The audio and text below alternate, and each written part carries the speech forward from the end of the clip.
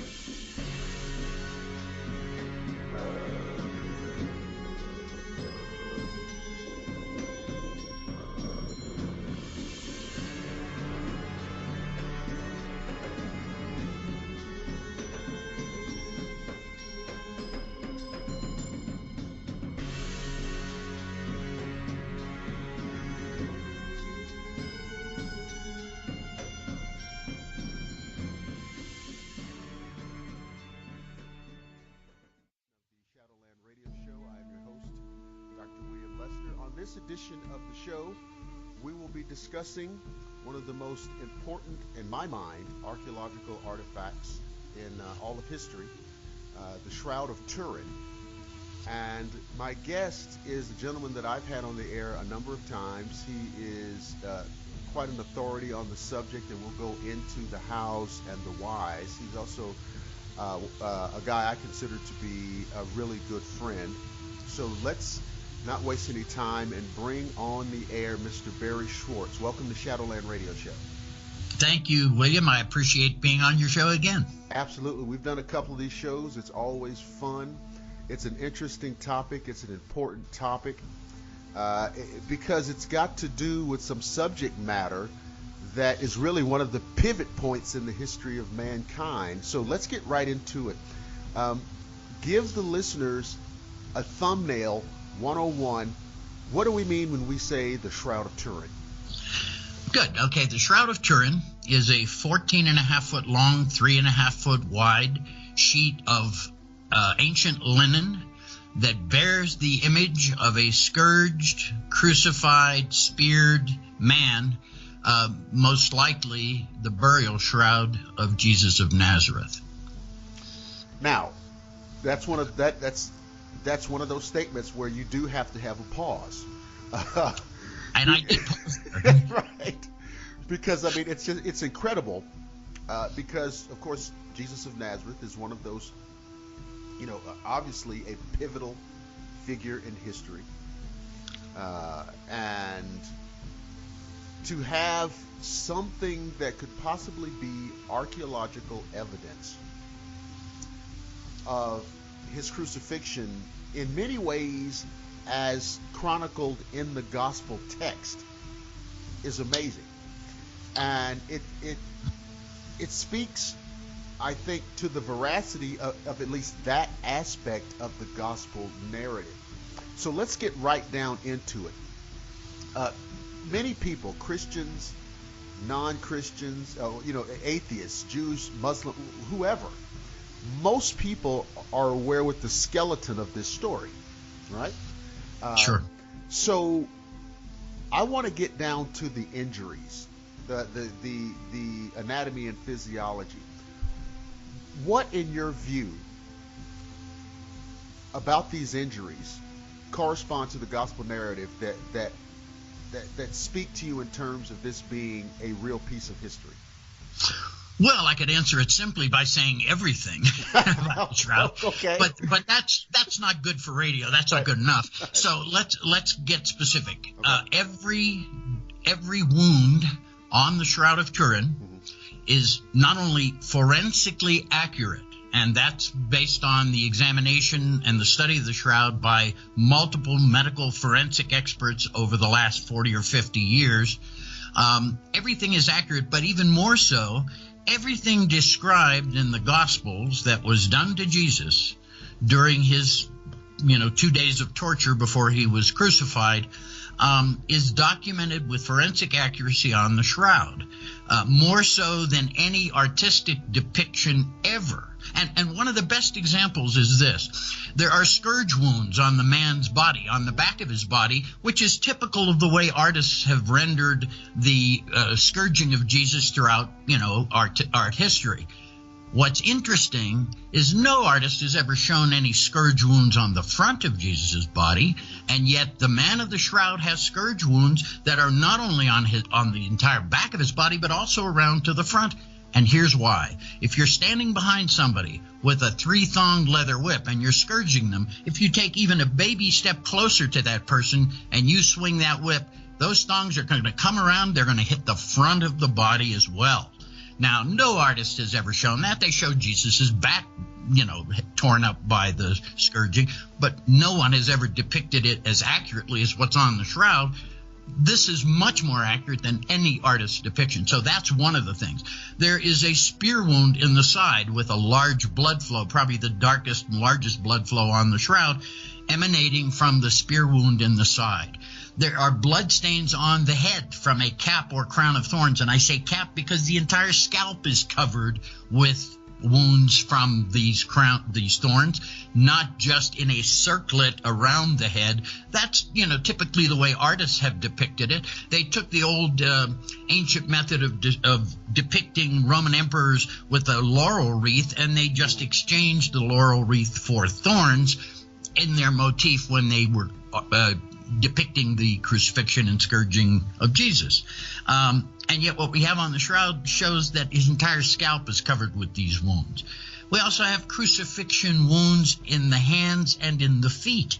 So everything that they said they did to him in the Gospels is depicted with forensic accuracy on the shroud, including his face, which was obviously severely beaten. Both of his cheekbones are swollen, although one is far more swollen than the other, almost like a prize fighter who just lost a fight. So from a forensics point of view, we have this great accuracy. And one little point I'd like to bring out, I usually do this in my lectures when I show these blood stains. When he was laid down, the blood from the side wound, because of gravity, went down and pooled at the small of his back. So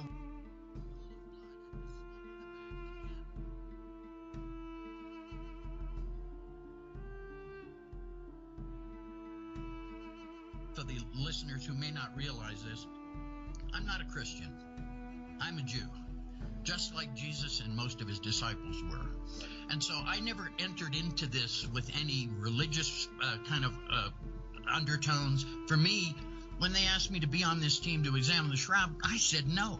I didn't feel that it was appropriate for me to go there and get involved in something that was outside of my own expertise and knowledge and even my own belief system. I was raised in an Orthodox home, much like a fiddler on the roof, if you will. My parents were both immigrants from Poland. My grandparents lived with us. The aunts and the uncles came over all the time on the weekends, on Fridays. And, we practiced Orthodox Judaism in our home. We had 2 sets of dishes and 2 sets of silverwares and kept kosher and lit the candles and did the morning prayers. So I was raised in an Orthodox home. So when I got invited to be a member of this team, I said no. I didn't really feel comfortable with it.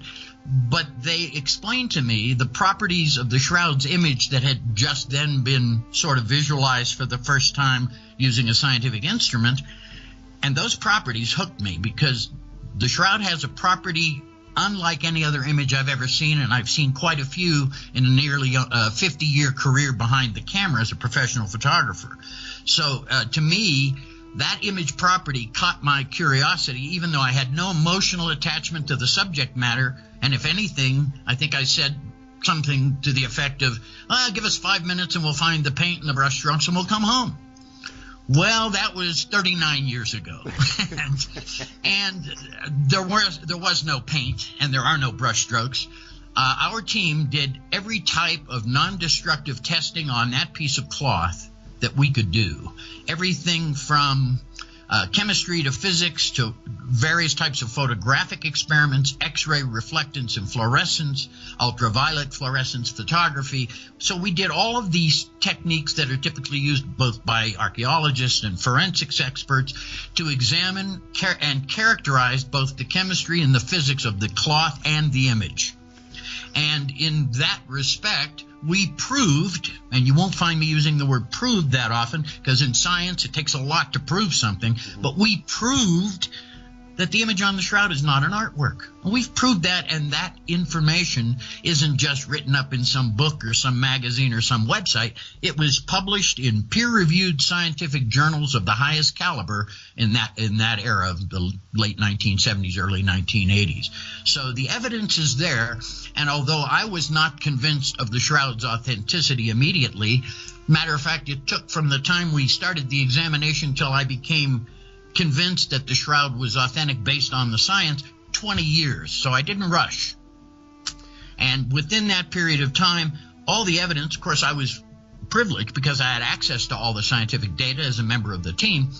And ultimately, I was convinced by the science, not by any religious motives or spiritual motives. Not that there's any problem with that, right. But I was convinced basically because the science told me this isn't an artwork. This is an image that formed by some mechanism. Believe it or not, we live in the most image-oriented era of human history. Everybody's got a camera and a computer attached to it in their pockets now, and yet there's never been an image with these physical properties. And to this day, modern science cannot determine a mechanism that can create an image with those chemical and physical properties. Well, I think there's a lot here that needs to be piggybacked on, because you spoke about the fact that you had an Orthodox Jewish background. Correct. And that, once you got into the research, because initially you kind of balked at it. I did. Once you got into the research, the fact that your background was as an Orthodox Jew became immaterial. Yeah, because, look, one of the important things people need to know about that team is that religion was never brought up. It was never an issue. People have criticized me because on our website I have a list of the team members, and I didn't list their religious affiliations. I've been criticized for that. Well, I would have to first know their religious affiliations. And since that was never an issue for our team, it never came up. And I know that there were 3 Jewish men on the team. My dear friend Vern Miller, may he rest in peace. I know he was Mormon. My friend Ken Stevenson is an evangelical Christian. There were some Protestants, some Catholics, some atheists, and some agnostics. But isn't it interesting? Isn't it interesting that there were people who were criticizing you because you did not list the team members' religious affiliation as if that had something to do with the research? Well, I think that's sort of the misunderstanding that people had about our team, that somehow they thought our goal was to prove that was Jesus or prove the resurrection, and all we were trying to do is figure out what constitutes the image on this piece of cloth with three-dimensional characteristics embedded into the density of the image. I don't want to get too technical here, but there is a correlation between the lights and darks of the shroud image and the distance between the cloth and the body when the image formed. How do you do that? We don't know. We can't do that today. We cannot create an image with these very same properties unless you go into a computer and create something, from scratch, 3D images.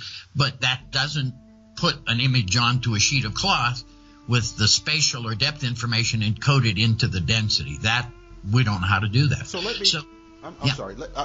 There's a couple of things I want to. Okay, first of all, let's get this out of the way. Right now, based on, like you said, your 39 plus years of looking at this issue, the Shroud of Turin is not a medieval forgery. Correct. Okay. Now, what I'd like you to do, number one, I want you to tell the audience a little bit about your background and how you, and as the other members of that team, how you are uniquely qualified to have engaged in this research, because I think that is a relevant issue.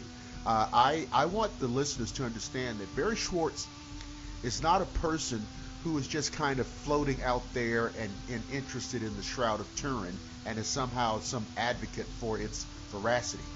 I want, Barrie, you to tell the listeners how and why you are qualified to be talking about this in this way? Sure. Well, essentially, I'm a professional photographer, graduate of Brooks Institute of Photography, and some years after graduation, I actually was on the faculty there for 10 years. And I brought the Shroud project to Brooks. When I was first invited, and now I have to go kind of back up a little and give you a little history. Yep. I operated a commercial photography studio in Santa Barbara, California, and my clients were aerospace companies, medical companies, and, some commercial work for advertising agencies and corporate entities.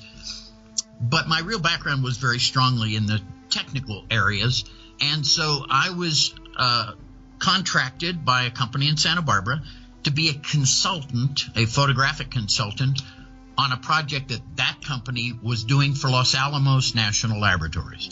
Well, obviously, it was classified, and obviously, because it was Los Alamos, it had something to do with atomic bombs.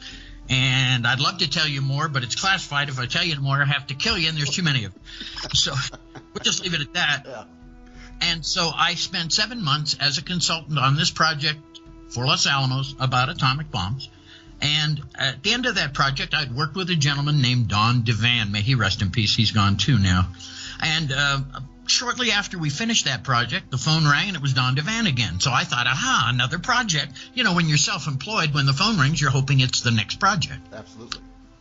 Well, Don called me, and he said, okay, Barrie, and I thought maybe it was going to be a job. And he said, no. He says, but what do you know about the Shroud of Turin? And I kind of thought about it for a moment. I said, but Don, I'm Jewish. And Don kind of laughed, and he said, so am I, remember? He was one of the other Jewish guys on our team in the end. So when he brought this up, I said, well, why, what about the Shroud of Turin? And he said, well, look, a couple of scientists over at Sandia Labs, a sister lab to Los Alamos, put a photograph of the Shroud of Turin into a device they had called a VP8 image analyzer, which just takes a black and white of an image and stretches it into vertical space on a screen into 3D space, proportionate to the lights and darks of the image. You put a normal photograph in it, you get nonsense. You get all kind of distorted, jumbled results. You put an image of the Shroud of Turin into this, you get the natural relief of a human form. Well, when he explained that to me in more technical terms than I just used, I realized that there was something unique about this image because that property doesn't exist in normal photography or art. You can't do that with photography or art. So at that moment in time, that property of the image interested me enough. Now, my background was working for aerospace. I worked for Hughes and Raytheon and Delco and a lot of scientific work and medical work. And then I worked for a lot of major medical device companies and eventually became a consultant at Cedars-Sinai Medical Center for 15 years at their laser research laboratory. So my technical background as a graduate of Brooks Institute, my experience in working with the aerospace and medical fields, that's really what qualified me to do the Los Alamos project, and that ultimately led me to my involvement with the Shroud. I continued that work, of course, even after we finished, until just about 7 or 8 years ago when I finally did retire from that kind of work. So my background, having a good technical knowledge and a good knowledge of using the technology to solve problems visually, brought me on board the Shroud team. Okay, and wow. Okay, so if there shouldn't be anybody listening who doesn't understand that when it comes to this issue, you need to listen to Barrie Schwortz. Barrie. Well, let me just interrupt to say that the other thing is this. There aren't very many of us left alive from 1978 examination of the Shroud, and more than half the team have passed away now. So there are very few of us who can get up on radio or television and say, I spent 5 days and nights in the room with the Shroud of Turin. Well, I left my DNA on it as well. I can't remember the name of the book. I was working as a teenager in a public library, and this would have been in the early to mid 80s, and I saw a book about the Shroud on the shelves, and I pulled the book down and started flipping through it, and if I can remember correctly, this was a book that was kind of chronicling the work of your team. That was John Heller's book. Okay. I'm sorry, I'm trying to remember the name of it. and it's escaping me at the moment. But John Heller was a member of our team. He was not there in Turin to collect the data. He was a member of our team who remained in America because, it's expensive to fly guys over and put them in hotels and move all their equipment around. So only those members necessary to collect the data over those 5 days and nights were actually in Turin. John Heller was back here in the United States along with Dr. Alan Adler, the third Jewish member of our team, who was the blood chemistry expert on our team who proved the shroud blood was actually blood and not paint or pigment.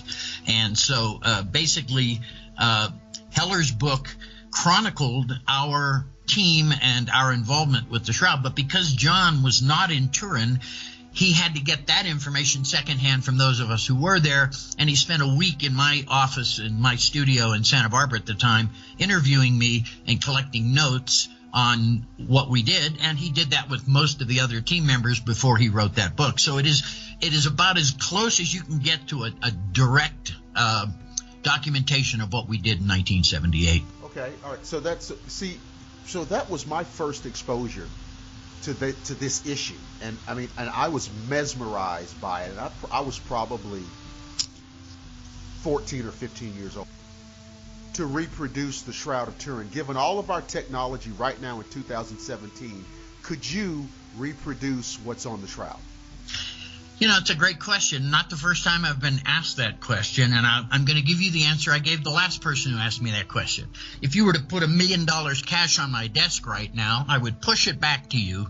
If you told me that you can have this $1 million, all you've got to do is recreate an image with the same properties of the shroud, I would just push the $1 million back in your lap, because there's no way that I know of, or that any of the imaging scientists who are on our team know of, to create an image on a sheet of linen with the same chemical and physical properties. No one has ever accomplished that, and there have been many efforts by skeptics to create something that looks like the shroud.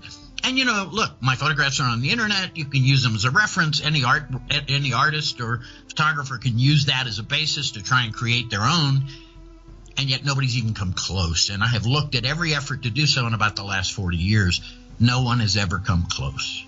Well, I saw some documentary on television at some point, and they were trying. It was almost, it was laughable.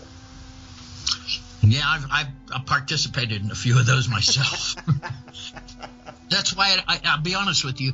I tell people not to get their shroud information from television documentaries, even though I've appeared in more than 20 of them. Only 1 or 2 are worthy of even recommending to this day. The rest of them, not happy at all. Even though I participate, people have to remember that when you participate in one of these programs, they sit you in front of a camera, they ask you a bunch of questions, and then they edit that into an existing script that they have that they never make you aware of or allow you to see. And so basically all you can do is answer the questions as accurately and succinctly and honestly as possible, and pray that their editor doesn't take your words and twist them around into something different. I would say that happens about 50% of the time. So I've learned that the TV documentaries that we've been involved with over the years, they're entertainment first. They're not too scientific. I've had more than one director say, well, don't get too technical. And he asked me a very technical question that can only be answered with a technical answer. And yet they tell me not to get too technical. So the problem with documentaries is they must be entertaining, or the networks won't buy them and put them on the air.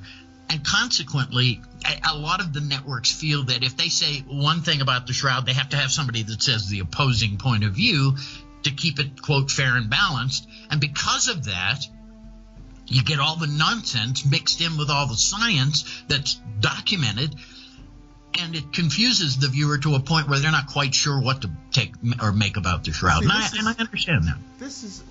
I don't, because, well, here's what I mean. And I think this is where we get into trouble a little bit. Okay, if I say to you that, well, Barrie, the sky is blue, but I have to have an opposing viewpoint for someone to tell me that the sky is, green. But that's ridiculous. And, well, you know what I'm saying? not going to argue. I wouldn't argue with you on that point, but that's what happens. Yeah. And I think we get into trouble where we kind of, we kind of create this scenario of false neutrality, and we have this kind of thing where, hey, one idea is just as good as another one, and of course that's never been true. Now you said, oh, go ahead. It's especially not true when there's plenty of science published in peer-reviewed journals. I mean, credible peer-reviewed journals, not just the ones that are on the internet today, but the print journals of that era, which, you know, if any of our work had leaked into the press before they published our papers, they wouldn't have published our papers. Nowadays, people will issue a press release before they submit their work to a journal.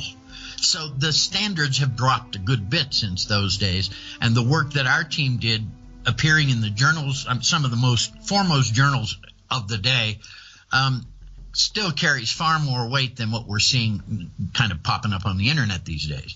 So as far as these documentaries go, look, the way I see it is this. It's nice to put the information in front of the public. The sadness is it adds as much to the confusion as it does to the knowledge, because of this need to sort of mix a yes always has to have a no after it. Yeah.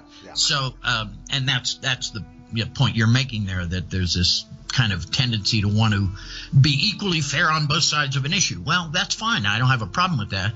But when entertainment becomes the issue and the science is rather complicated on the Shroud, well, they don't really want to hear that. Can't you just sum it up in like 5 words? Well, not really. And that's the problem with these. So I have written editorials on our website where I've told people, look, don't use these shows as a basis for your knowledge on the Shroud. The problem with them is first of all, it's only 43 minutes.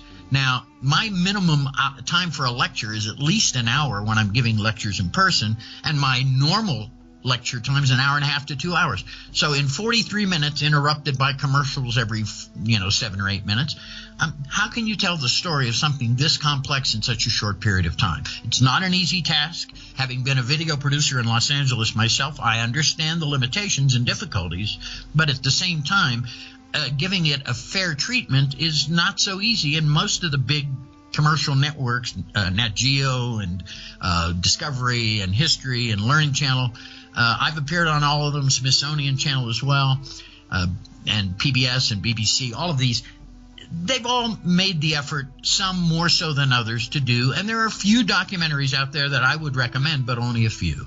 So I think that the most important thing for people to know is that when I got to a point where I came to accept the Shroud was authentic in about mid-1990s, I was looking at the press reports on our team, the work we'd done. I've been watching that over all those years, 17, 18 years.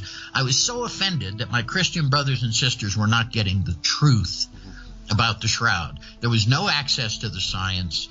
There was nothing but speculation or people who had their own sort of agendas. So there was all this agenda-driven stuff, but no place where you could go and get the facts. Who reads scientific journals outside of the scientific community? Nobody. So I decided in 1995 that I would build a website. And I've got to share the incident that occurred. A friend of mine called me and he said, you know that Shroud thing you're involved with? And I said, yeah. He said, well, it turns out that's just a painting by Leonardo, or a photo by Leonardo da Vinci. Oh, yeah, I remember that. Yeah, that. And so I thought he was joking, and I kind of laughed. And he said, no, I'm serious. And I said, really? Where did you get that information? And he said, well, my wife and I were checking out at the grocery store. Uh-oh. And he saw it, obviously, on one of the tabloids. And at that moment, I had this epiphany. And I had a manila folder sitting on my desk, and I wrote on it 4 words, consider building a website. Now, frankly, William, I believe that's when God reached down and said, okay, now here's the real job. Because remember, I had resisted this for 20 years. And the real job was for me to take all the data and information that I had collected along with all the photographs I made, several thousands of photographs I made, and make them available to the public on the internet. So I built Shroud.com. We just celebrated our 21st anniversary online on January 21st. And that has become the de facto central clearinghouse of Shroud information on the planet, and certainly on the internet. We're number 1 on every search engine, and not because we paid money to be there, because we are number 1. And so the purpose of my being on that team, remember I said I was sort of struggling with that at the beginning, it became clear to me after about 20 years that my purpose on that team was far less about making photographs in 1978 and far more about educating the public and bringing this information to the public 20 years later. So I've now had 21 years of doing that. And, of course, Shroud.com has become very successful. We operate it under a nonprofit organization, STERA Inc., Shroud of Turin Education and Research Association. And so there's no question in anybody's mind that my goal here isn't about making money as much as it is about sharing this data. There's no advertising on that website. We pay for everything ourselves out of the nonprofit, so that a viewer doesn't have to see a flashing ad for some inappropriate thing on a site that many people come to from a spiritual or religious point of view. Even though we are not a religious organization or affiliated, what we do is we provide access to all the information. And maybe the smartest thing I ever wrote is on the front page of the website, where it says, given the facts, we believe you have to make up your own mind about this. And by taking that position, I think that's been the success of the website. We're not pushing any theory. We're not promoting any particular points of view. We're saying, look, here's the data. You decide. Yeah, and I think that I think that that's the only way you can do it. I mean, look at the information. You mentioned earlier that on that original team that there was a I can't remember how you phrased it, but a blood specialist. Dr. Alan Adler, yes. Okay. One of the other Jewish guys on the team. He was a world-renowned blood chemist. Okay, blood chemist. His idea of humor was wearing a blood-red T-shirt with the chemical formula for hemoglobin on it. And he thought that was hilarious. Of course, nobody else knew what it meant, because unless you're a blood chemist, you wouldn't recognize the chemical breakdown of hemoglobin. But that was his so he was kind of a beyond a blood expert. He was almost a fanatic in his expertise in that area. And he was the guy who took the blood samples that we had collected from the Shroud and analyzed them, and with the scientific data published the work showing that this is really blood. This is not an artist's depiction of blood. And then the forensic pathologists backed that up by saying, yeah, these are natural blood flows. This is not applied to the cloth, because the blood stains all soak through the cloth the way a blood stain would if it were in contact with a bleeding body. They are actually visible on both sides. Okay, that's what I wanted to get out. So, I mean, because there's so much disinformation, misinformation. I wanted to get that out. So, sure. Not paint, not pigment, it's blood that we're looking at. Absolutely. Okay, very good. Now, another thing, looking at the face of the man on the Shroud, he has all the indications of a typical, what you would expect, first century Semitic type. Yes or no? Yes. As a matter of fact, two researchers from Italy did what they call an anthropometric study of the Shroud. It's typically by measuring the length of the long bones, or the arms and legs of the man of the Shroud, the torso, and comparing that to the anthropological charts that they have that show the bone lengths of different races and places from different parts of the world. And this anthropometric study was done, and it's published in a journal, and it's available on Shroud.com. And what they determined at the end of their study was this was a Semitic male. So even from an anthropological point of view, the data confirms that this is somebody from that part of the world, the Mideast, without doubt. So ethnically, if we are going to apply the gospel chronicle, the gospel narrative to this artifact, then the man on the Shroud ethnically is what we expect to see.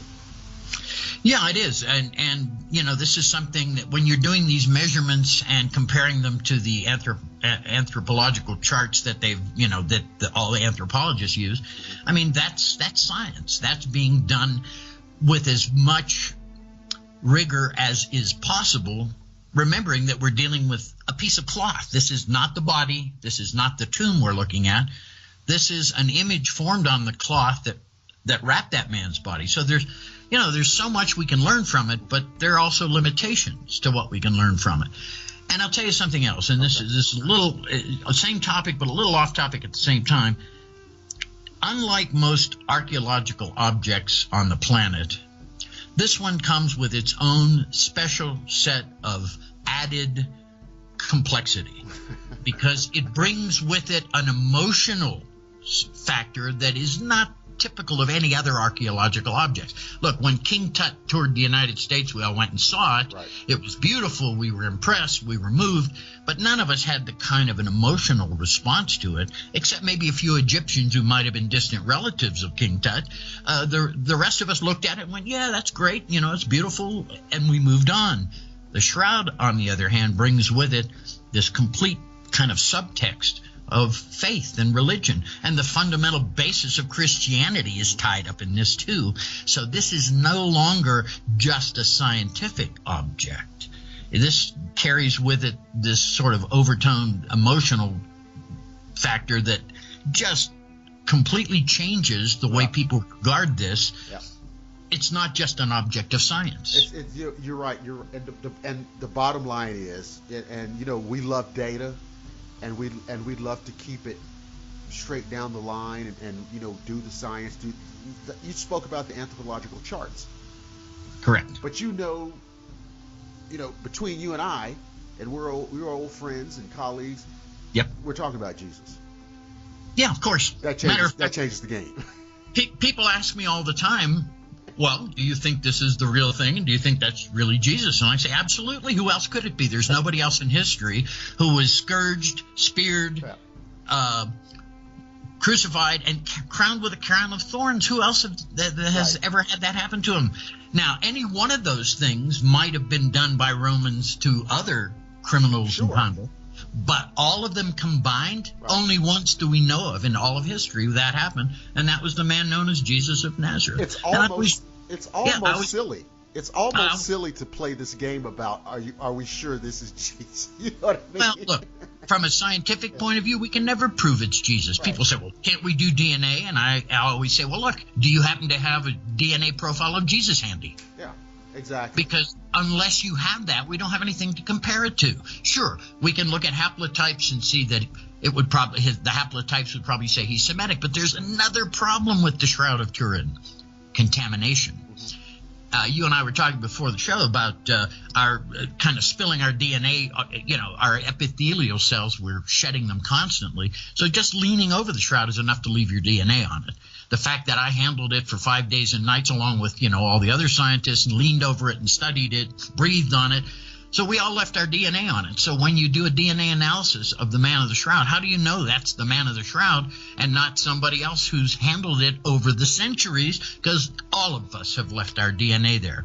So DNA analysis, although people always bring it up, it's not a viable object for DNA analysis, other than perhaps to do a DNA analysis of the pollens that were found on the shroud to identify precisely what plant they may have come from. But to identify the person on the shroud from DNA is virtually impossible. Now, a couple of people have suggested trying to get some blood from the backside, the side that was not facing the body where the blood soaked through, and perhaps trying to do a DNA analysis there where there would be likely to be much less contamination, because that's the side that's always been hidden away from people. There was a backing sheet sewn onto the back, so the backside of the cloth would be far less contaminated with other DNA than the front side.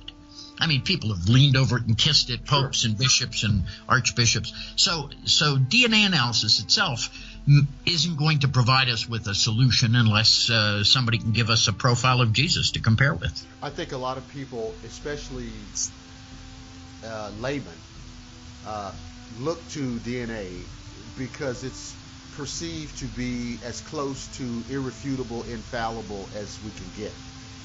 Yeah, it is, and there's no doubt about that. So unless the technology improves, which of course it continues to do on a regular basis anyway, there may be a time in the future where there's some value to a DNA analysis of the shroud, but they're going to have to overcome the contamination issue, and then they're going to have to be certain that what they test is actually originally from the shroud and not added over the centuries by those who have handled it, breathed on it, repaired it, manipulated it, or even held it by the corners and from balconies to display it to the public. Let me ask you a question about the linen itself. Is the cloth itself, is the fabric itself, what we would expect to see from a first century burial in Palestine? It is, with one qualification. This would have been an expensive piece of cloth by first century standards, and we know that this type of cloth was not woven in the Jerusalem area. My belief is that the nearest place, based on, the studies been done over the years, the nearest place that would manufacture a herringbone weave, a 3/2 herringbone weave as it's described, would be Syria. Now, Syria isn't that far from Jerusalem as the crow flies by today's standards. Right. But in the first century, most people didn't venture more than a few miles from where they were born in their entire lives. So something coming in from Syria would have come in on the back of a camel on a caravan, would have been imported, would have been more costly. And we know in the Gospels it says that the cloth was provided by Joseph of Arimathea, a wealthy man. So obviously Joseph, who already had his tomb prepared, just like my father did when he passed, everything was taken care of. Joseph of Arimathea had done the same thing. He had a tomb, and he probably had this cloth. Now, in the Gospels, and some Gospels, it says he bought the cloth. Well, yeah, but it doesn't say he ran out Friday afternoon just before the Sabbath to buy it. He probably had it already, had already purchased it for his own use and made it available as he did with the tomb so that Jesus could be buried. Joseph of Arimathea was a member of the Sanhedrin. Yeah, he was Sanhedrin. And right. so, he was in the money class. Correct. And so, yeah, it makes total sense. Right. That's the point that I wanted to make, that there's a consistency there with the facts that we know about Joseph, which is very little, actually. But we did know he was Sanhedrin. He was wealthy and of the wealthy class, and he could have afforded a cloth like this without problem. So that's the only thing that makes it. It's not the typical cloth. But if you read in the Torah in the Old Testament, it says that men of high stature should be buried in pure linen raiments. Okay. Now that's important for a couple of different reasons. The primary one being that that's what we have here. This is a pure linen cloth woven of pure linen from the flax plant. So this man appears to have been buried in traditional Jewish custom of that time. Correct. Correct. Yes. And when my father died, he was buried in a shroud very much like this, in a plain wooden coffin. And those were his wishes, to have an Orthodox Jewish burial, and that's how it's done. And, even the Muslims to this day will wrap bodies in shrouds similar to this. And Jews still do it, and many Christians too. So it is not inconsistent with the, cultural ways that people have buried their dead for several millennia. So it is consistent, but with the stipulation that this would not have been typical of your average burial. Most people couldn't have afforded that. Your average person wouldn't have afforded that. Now, you detailed the injuries earlier, but can we tell medically what this man died? What will we officially say this man's cause of death was? Because we can't say, well, he died of crucifixion. That. No, that's correct. You know what I'm saying? What did he die from? There's some debate. Now, some people believe that he suffocated because being up on the cross the way he was, he would have had to perhaps lift himself up to catch a breath based on the way he was suspended. However, so some forensic pathologists believe he died of asphyxiation. Okay. Other forensic pathologists, particularly Dr. Frederick Zugaby, may he rest in peace, he's a dear friend who's passed away also, Dr. Zugaby went several steps further. He suspended bodies on crosses, not by nailing them, but with straps, leather straps to hold bodies up on the cross. And what he determined was that almost 60% of the body weight would have been supported by the feet. So rising up and breathing would have been less of a problem, but because of him being beaten the night before, given no water, then the next day being scourged, and then ultimately crowned with a crown of thorns and then crucified, that his body was in both traumatic and I'm trying to remember the other kind, hypovolemic shock. And because of those kinds, I mean, that kills you. That'll kill you faster than anything else. That's why when somebody's an accident's victim on the side of the road is injured, they immediately cover the body and elevate the feet to keep them from going into shock. Mm-hmm. Shock will kill people faster than just about anything else. And Dr. Zugabe believed that he died of traumatic shock, hypovolemic shock. And that probably makes more sense to my mind than the asphyxiation. Now, again, I'm not a forensic pathologist, and there is not total agreement between the major forensic pathologists who've studied the shroud. So once again, we have both in agreement that he was dead, but not in agreement as to what was the specific cause of death. Well, I mean, given the nature of the injuries, and, you know, if the gospel narrative, you know, which corresponds to the injuries, right? If it's anywhere close to the truth, then the idea of the shock, the anavolemic shock, is absolutely believable. Sure. Well, look, here's the thing. Anybody who suffers those kinds of injuries is going to go into shock. That's just a standard medical fact. Yeah. So, and we know that shock will kill you faster than a lot of other things.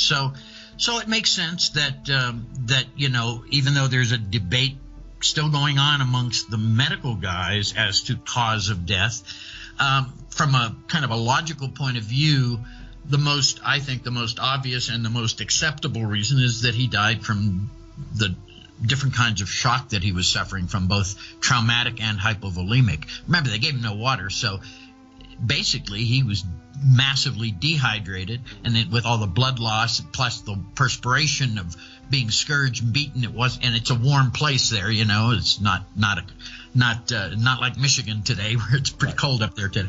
So all of these things contributed, I think, to it. But I think that in the end, you know, even though people argue and debate these issues, in the end, does it really matter? He died, and look how he died. He died being tortured horribly for something he believed in. And even as a Jew who is not a Christian, I still have great love and respect and admiration for this man who was willing to die a horrible death for what he believed in.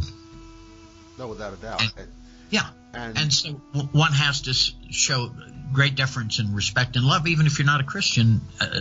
One has to, I guess the word is admire his courage and strength for what he did.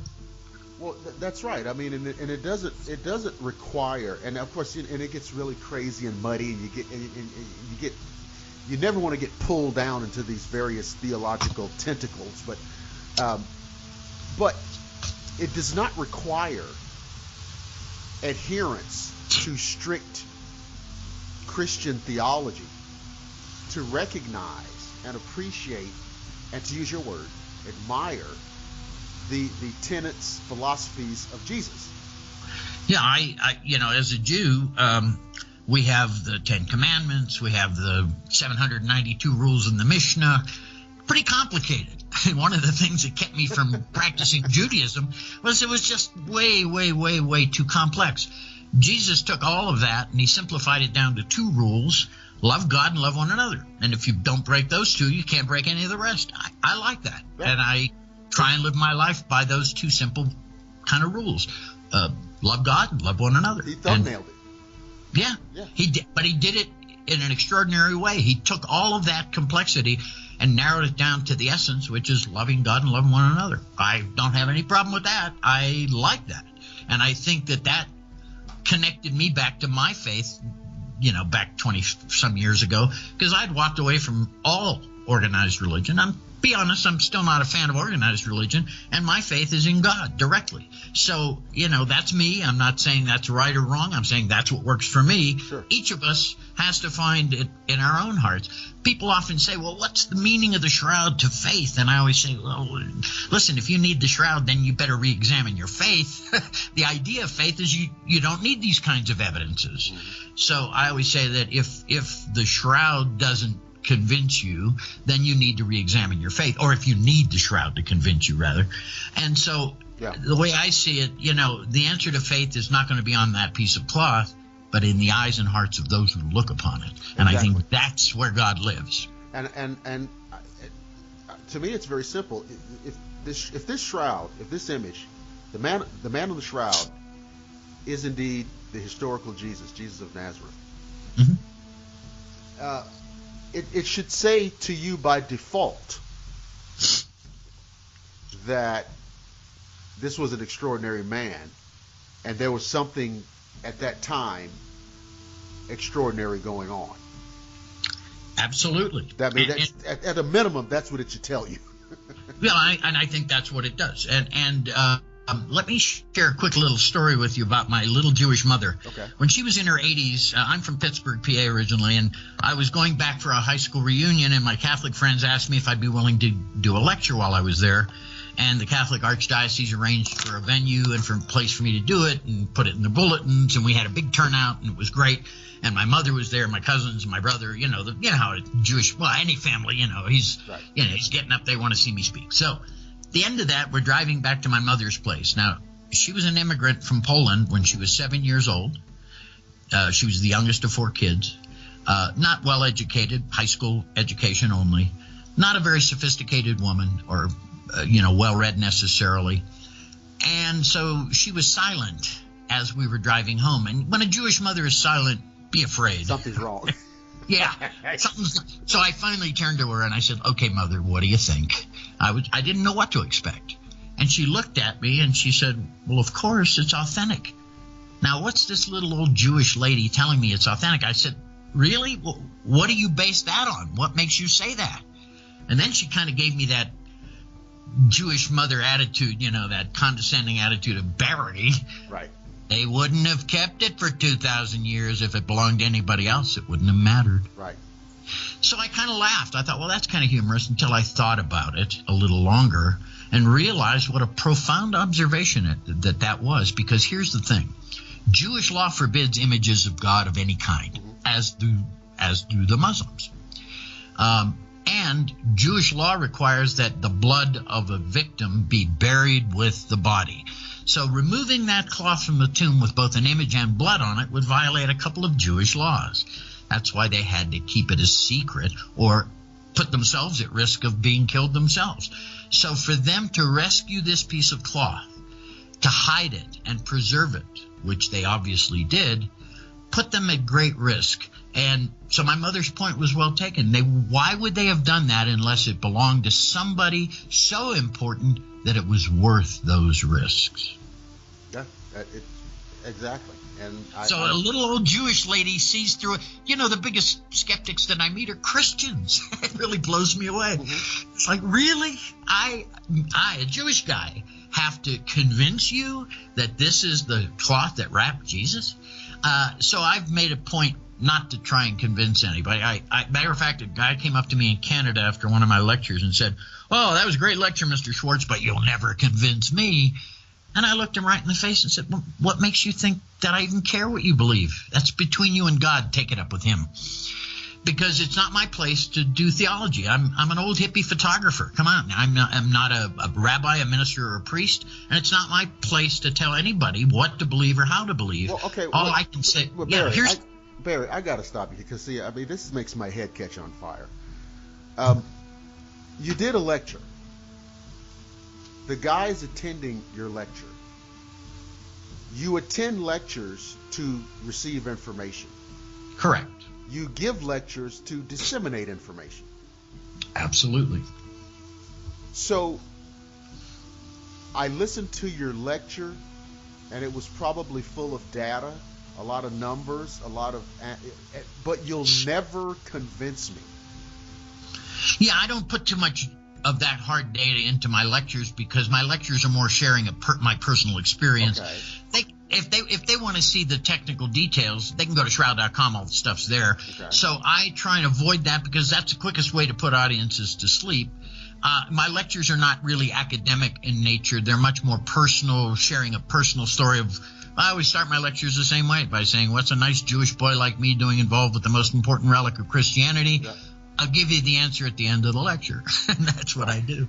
So, so I try not to get too technical. And on the other hand, I also teach a course on the Shroud in the master's program at the Pontifical Seminary in Rome. I'll be there in May to teach it again. Wow. And that's in the master's program. That's an academic course. That would put any standard audience to sleep in about 10 minutes. Sure. Because it's designed to be academic. It has footnotes and references and stuff that I don't put into my lectures to the general public, because that would just put them right to sleep. I'm just intrigued by your skeptics who are also Christians, and I just try to get inside their heads and wonder where they're coming from, or you know what I'm saying? Because I do. Okay. Not only do I know what you're saying, I've actually addressed that issue in writing, because over the years I've spoken in Methodist and Lutheran and all the other, many of the Protestant denominations, and I find that it's generally Protestants who are much less likely to be interested in the shroud than obviously Catholics. Mm-hmm. And I understand why. I mean, there was a Reformation that took place that created the Protestant world, if you will, and that whole purpose was to get away from popes and relics. So I can understand why some Christians are shroud skeptics. As a matter of fact, that's the name of the article I wrote that was published by Houston Baptist University in their publication and is now available also on shroud.com. It's called 5 Reasons Why Some Christians Are Shroud Skeptics. And it takes those things that are mentioned about the shroud both in the Gospels and secularly, and it addresses them specifically. And so any of my Christian brothers and sisters that might be listening that are skeptical of the shroud, look, I understand exactly why, and I don't think that's a bad thing at all, but you might want to read the article that I wrote that addresses those 5 major reasons, and I learned those reasons from Christians themselves who came up to me and would say, look, it says in the Gospels that there was a second cloth, and the shroud is only one cloth, so it can't be real. And I always say, well, over 2,000 years, it's possible those 2 cloths might have gotten separated. Mm-hmm. One was the face cloth that was put on him on the cross as they brought him down, and then removed to put him in the shroud after they prepared the body. But because it contained blood and body fluids, it had to be buried with the body. That second cloth still exists. It's in Spain. In Oviedo, Spain, it's called the Sudarium of Oviedo.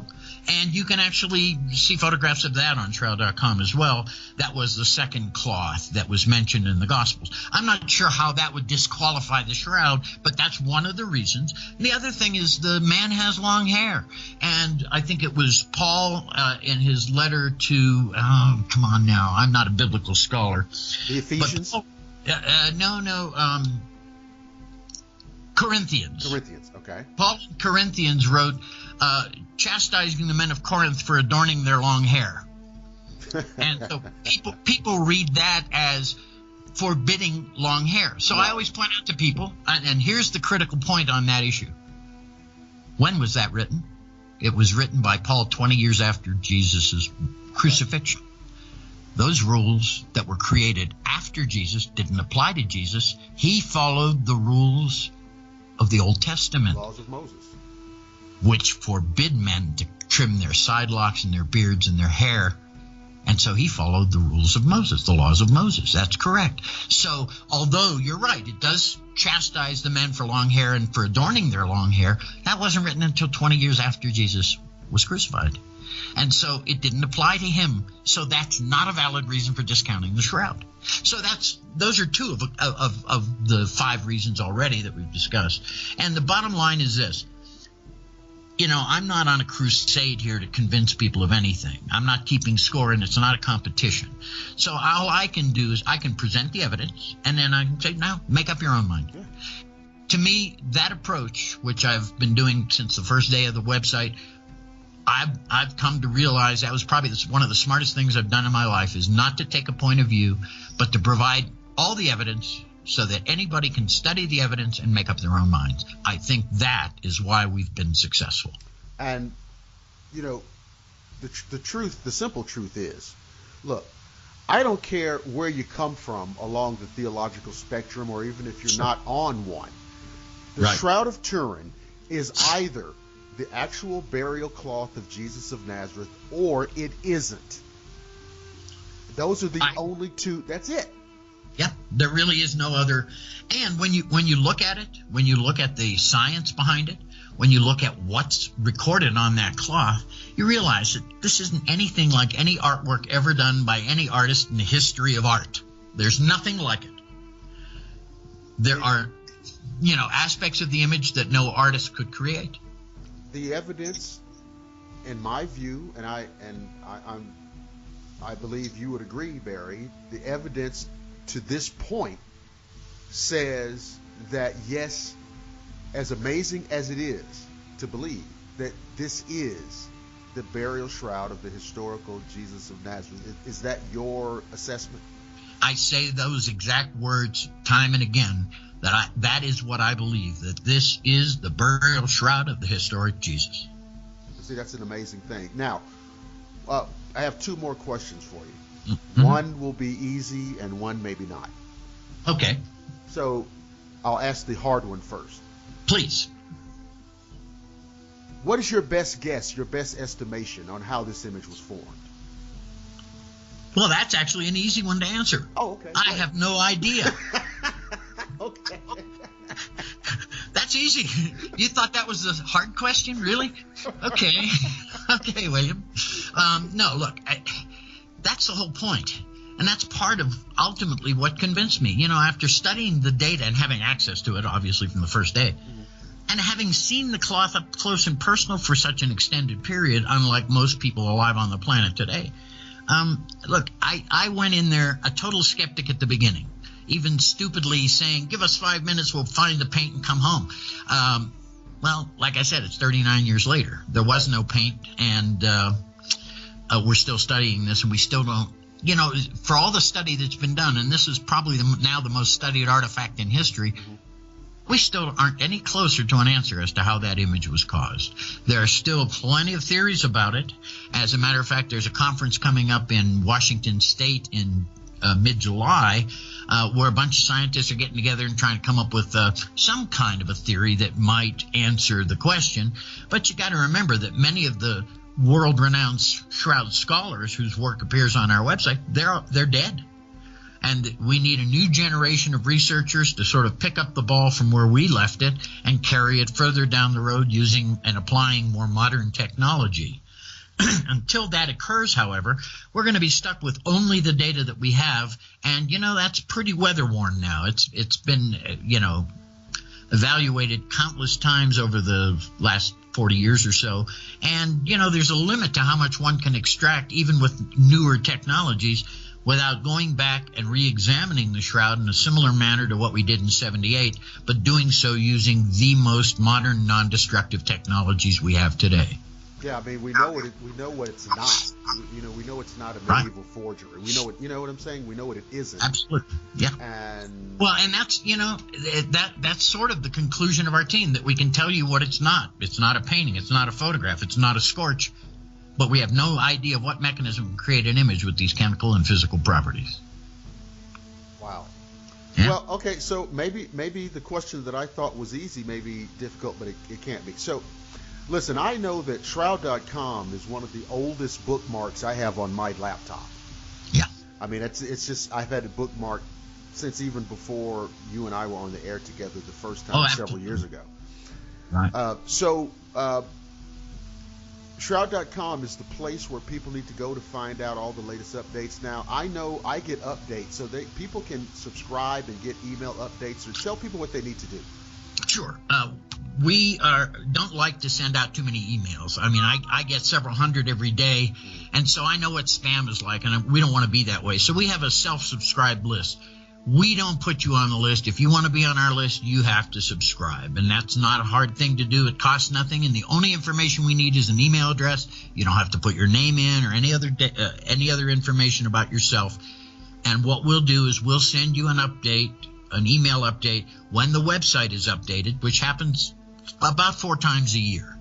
So, and if something important occurs in between, then we may send another email. So if you sign up for our mailing list, which you can do, we have a page called send us email or sign up for our mailing list. Just go to that page, stick your email address into that, hit the submit button, and that's all you need to do from that point on. And then you'll get that email from us when the site is updated or some news breaks like maybe they announce another public exhibition or something, that would prompt us to send a special email. So that's all you have to do.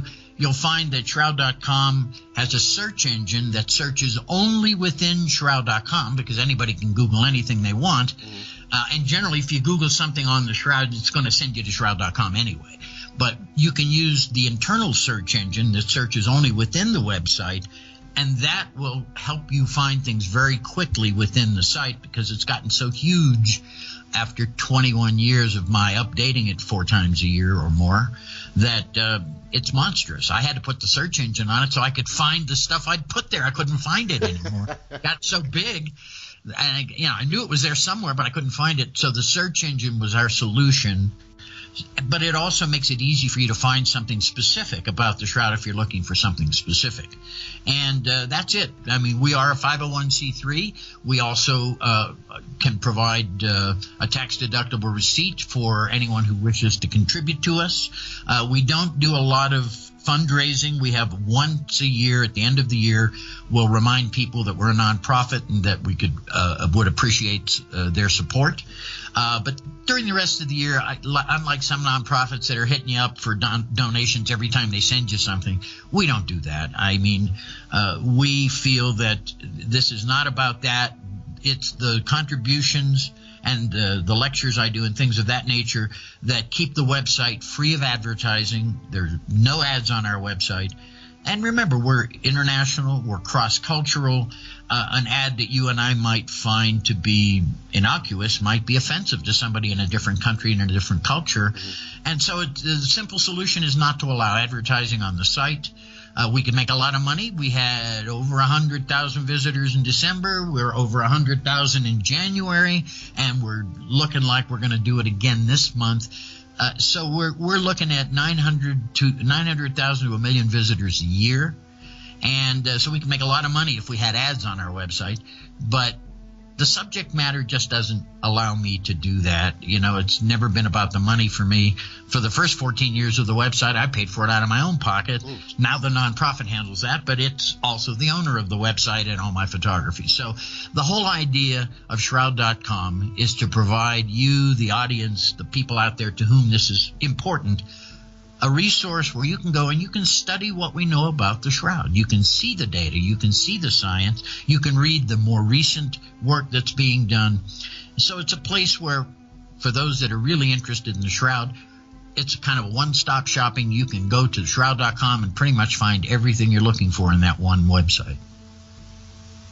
Absolutely. So, ladies and gentlemen, we're going to wrap up the show. And like I told you at the top, one of the most intriguing artifacts in the history of mankind, one of the most important archaeological items, objects in all of history. We're talking about the burial shroud of the historical Jesus of Nazareth, who I don't know, how to put this in the proper context, but I mean, clearly one of the most important individuals to ever walk the face of the earth. And so you need go ahead. And I'm sorry to interrupt you just to say, and that's true of whatever your religious persuasion is. Of course, right. It's. I mean, his life has more impact on the world today than even in his own time. Oh, without a doubt. Yeah. So without a doubt. Anyway, I was just agreeing with you. Very good. But no, and also, we want to thank Mr. Barrie Schwortz for joining us, and I've been on the air with him a few times over the years, and it's something that I always enjoy. We have to do this every now and again to kind of rekindle the excitement of this issue.